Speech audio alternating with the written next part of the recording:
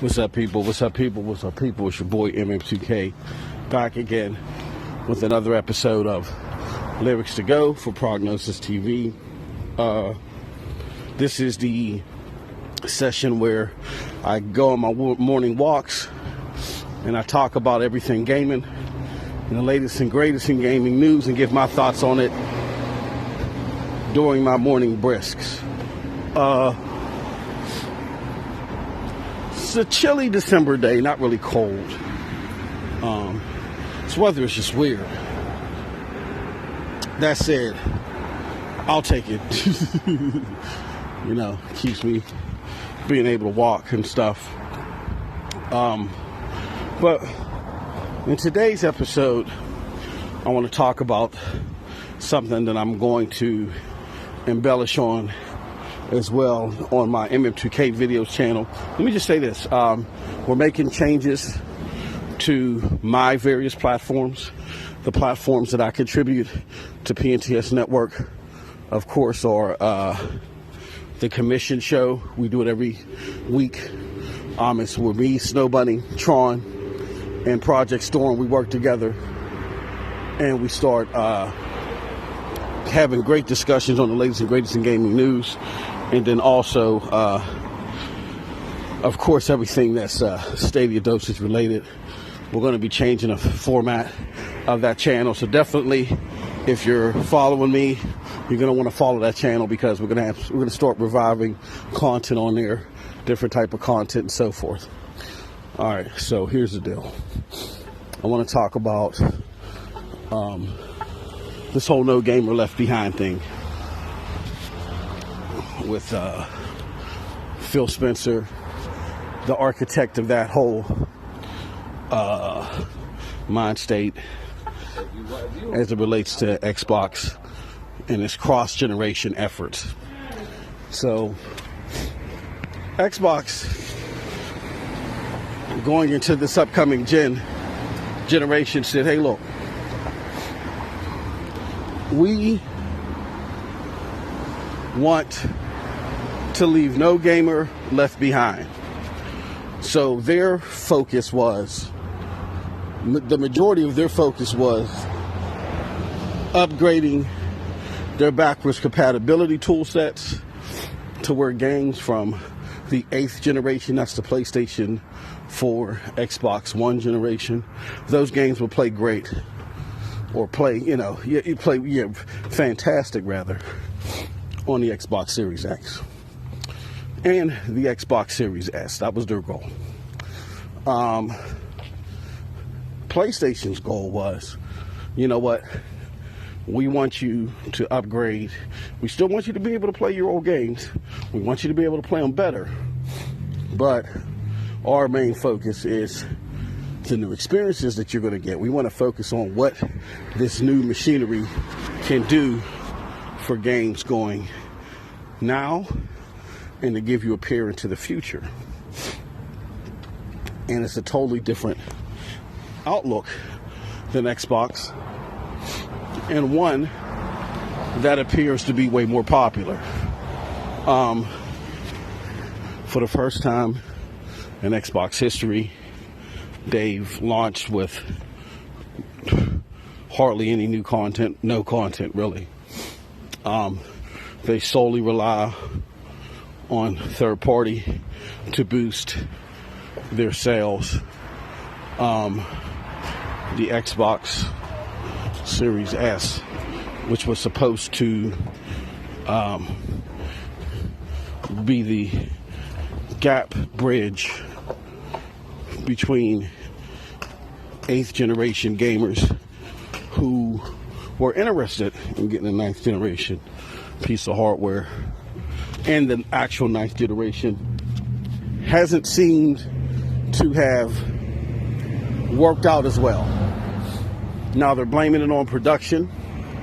They're saying that there just weren't as many units sold. They started later after PlayStation, whatever the case may be.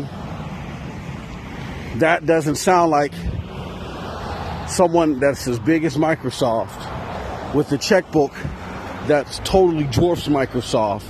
That doesn't sound like them seriously having a lot of faith in their product and its demand.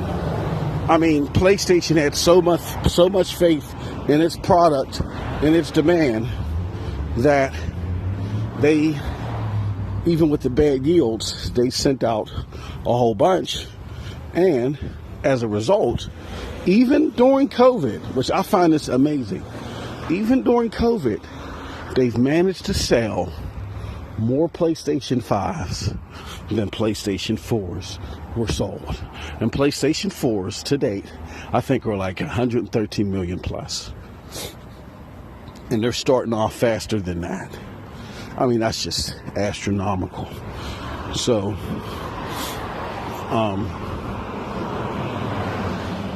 it just shows to tell you that Microsoft's approach of no gamer left behind, we want to focus on what you're going to get in the past, and then, you know, we'll deal with the future when we cross that bridge. It might be too little too late, because if I'm already invested into the PlayStation ecosystem, why am I going to get an Xbox? You know, if I'm a hardcore gamer. Now, what Xbox is banking on, I believe, is that even though they may come out slow out of the gate, they're banking on other people, or them being a secondary option via the cloud. You know, that people will say, okay, well, maybe I didn't get an Xbox at the beginning of this generation, but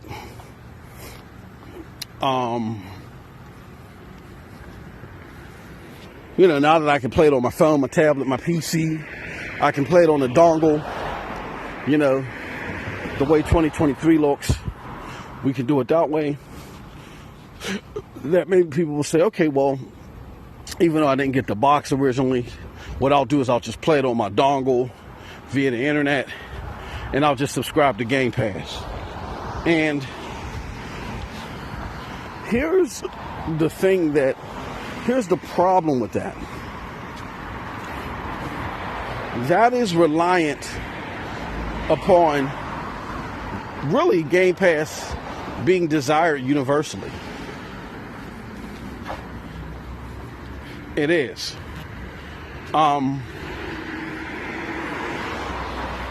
Now, Bethesda first-party games, Bethesda's pretty much a first-party game studio. Their games are coming day and date. That is going to be huge. But will it be big enough? Will Bethesda games be big enough to make Xbox a viable cloud option? You know what I'm saying? I think they'll do well. But how well will they do versus, let's just say, an Amazon or a Stadia? You know, Amazon is, you know, they got the Ubisoft channel. They have the Ubisoft games that are coming day and date to the Ubisoft channel. And then they're based off of channels in general. You know, so I mean, I get the power of Bethesda. I get where it's lucrative, but I think as far as subscription models are concerned, Amazon Luna is the biggest threat to Game Pass. You know what I'm saying? Because if for $15.99 I can get the Activision channel or you know what I'm saying? Like, people, the majority of the general consumer just likes what they like. It's not robust, you know. They like the 3-course meal. They don't like the buffet when it comes to gaming. That's the general gaming consumer. They like what they like. And if they can get access to what they like specifically without having the option to try a bunch of stuff, they're happy. And the biggest threat to what Game Pass is offering is what Amazon Luna wants to do. right? So when it comes to the subscription model, I think Luna is a bigger threat. Now, when it comes to your a la carte purchases that Stadia likes to do, Stadia's tech is better. It's just a matter of, are their games going to be as lucrative to the general consumer as Xbox's games? That's what you got to ask yourself. You know what I'm saying? So, I mean, I don't know. It's not definitive. It's not a definitive victory for Xbox if they rely on this cloud gaming thing, because they can't, as their remedy to catch up to what they're not able to accomplish with their hardware. And I've complained about this before. It's like they want to be GE of gaming, not necessarily number one. You know, you ain't the number one fridge seller, not the number one microwave seller. But when people see your name, you're going to get a lot of sales just off the, you know, the brand recognition, because it is associated to quality. That's what they're hoping for. And I don't know if Microsoft can accomplish that. Well, we got to be honest. Bethesda games, I mean, Elder Scrolls is big, you know, but Bethesda has taken a hit as far as the critical acclaim. Well, I mean, I won't say the critical acclaim, but they've taken a hit as far as the performance of their games. You know, and that's what made this purchase by Microsoft even more plausible, because they dipped down considerably in net worth.